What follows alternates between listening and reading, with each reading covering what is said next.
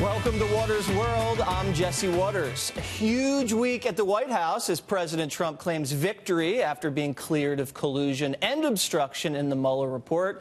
The president now vowing to go public with the FISA documents used by the FBI to investigate his campaign. I have plans to declassify and release. I have plans to absolutely release. A lot of people wanted me to do it a long time ago. I'm glad I didn't do it. We got a great result without having to do it. They wanted an insurance policy against me. And what we were playing out until just recently was the insurance policy. They wanted to do a subversion. It was treason. It was really treason. If the Republican Party had done this to the Democrats, if we had done this to President Obama, you'd have 100 people in jail right now, and it would be treason. This news coming as the 2020 race heats up. So how will the president use this to his advantage? For that, we turn to the manager of the Trump 2020 campaign, Brad Parscale. Brad, so president's going on offense now. He's going to use this Mueller report to bludgeon the Democrats. How exactly is he going to do that, and how big of a part of the campaign will this be? Well, look, I mean, I think the president's right, what you just read there. I mean, for 2 years they've been attacking him. No president has ever deserved that, and no president should ever deserve that again, and I hope they do everything to prevent this. I mean, there's families across America that can't even sit down with people anymore and do things because of how much partisan and just how much dividing this is. Are you referring to my family? Right? Yeah, my mom is a little upset with the Mueller report. I can tell you that. They had sold this narrative so much, and so many congressmen and people in the media and so many people have done so much to try to sell this like it was fact when there was zero fact of collusion.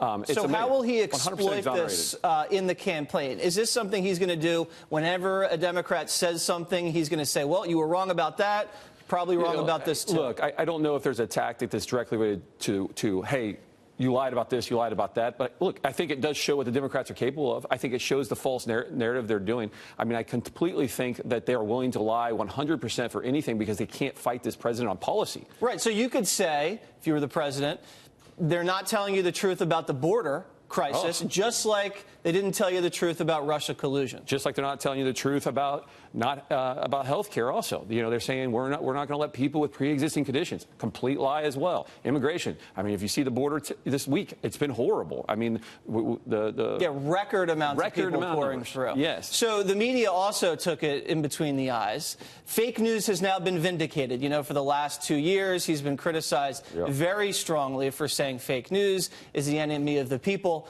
He was right. Fake news drove this Russia collusion story, and now it's over. What does the media do next? Yeah, it's funny. I have to say one thing. I've worked for this man for years, almost a decade, and I'll tell you, he tends to be right over and over and over again. Even sometimes where I go, wait, what?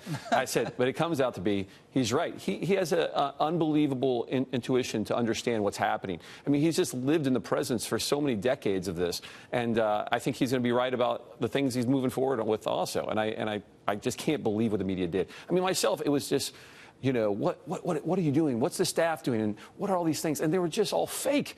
The whole thing was fake. So fake. The whole thing was fake. And now they have a huge gaping hole in their programming.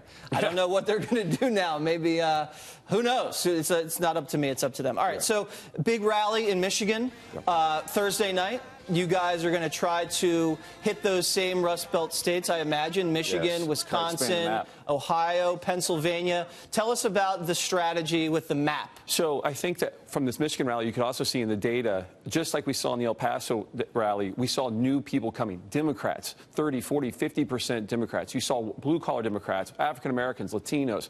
You see him expanding. So this is opening up our map. Minnesota.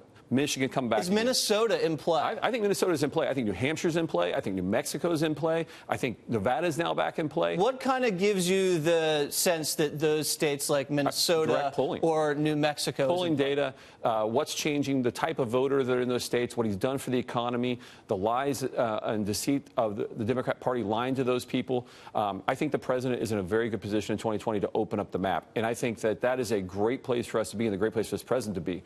They play with the data a lot. But just like in 2016, when I was one of the very few people, and we were the few people that actually saw the right data, we're not going to listen to their fake narrative data. No, listen to their fake there were fake stories about other things else. So you're saying if you have a rally in, say, Michigan or something like that, you can see how many Democrats are there, and you believe 30% possibly Democrats represented in a rally like that in a state like Michigan? When they came into the rally in Michigan, just like in El Paso, we require them to get their cell phone number, and we connect them back to the voter file. We know exactly how they voted in the past. What things they do, and we had tens of thousands of registrants. I believe it was 34% of the people that came to the Michigan rally were Democrats. Wow. I think that's a significant number. Almost half had only voted once in the last 4 elections. So you're still harvesting new voters, first-time voters, independents, and Democrats. I'm harvesting nearly 1 million voters' data information in key swing states every month.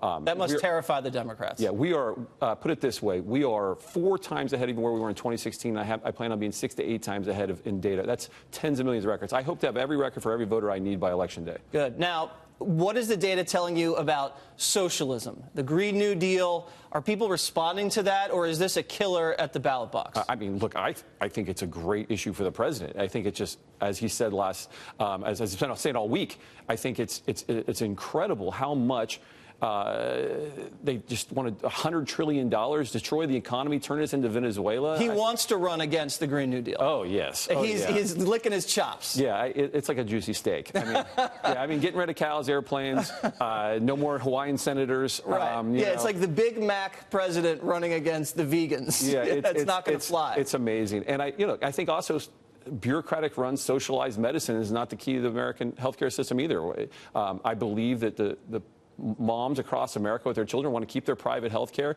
and make choices for their own children. Bernie wants to get rid of private health care. Could you imagine the other day? Your 12-year-old kid sitting in a line like the VA and saying, well, we haven't determined yet if your child is worth living? No, there'd be riots in the streets. Don't mess with moms. Don't mess with moms. And that's what the Democrats are doing. And I think the president understands that private health care is the best choice for everybody's, parents and their children. When healthcare choices have to be made, it sounds really great when you're 19 years old, but when you really have real healthcare choices, you want private healthcare, and you want the people on the other side of the table to benefit from saving your life. How's the president's mood?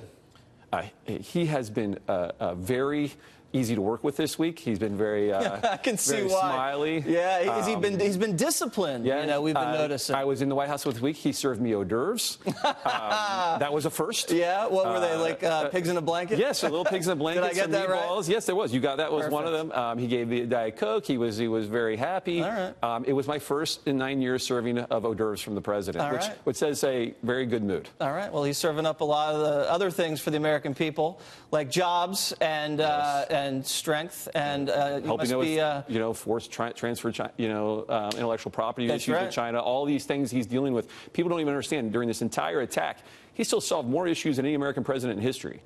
All the while being attacked with probably one of the most deceitful and destructive lies that any president's ever had to deal with. Now think about it. Think what he's going to do in the next 2 years without that behind him. Yeah. 6 years, you mean? Yeah, 6 years, of course. All right, Brad, thank you very much. Thank you for having Jesse.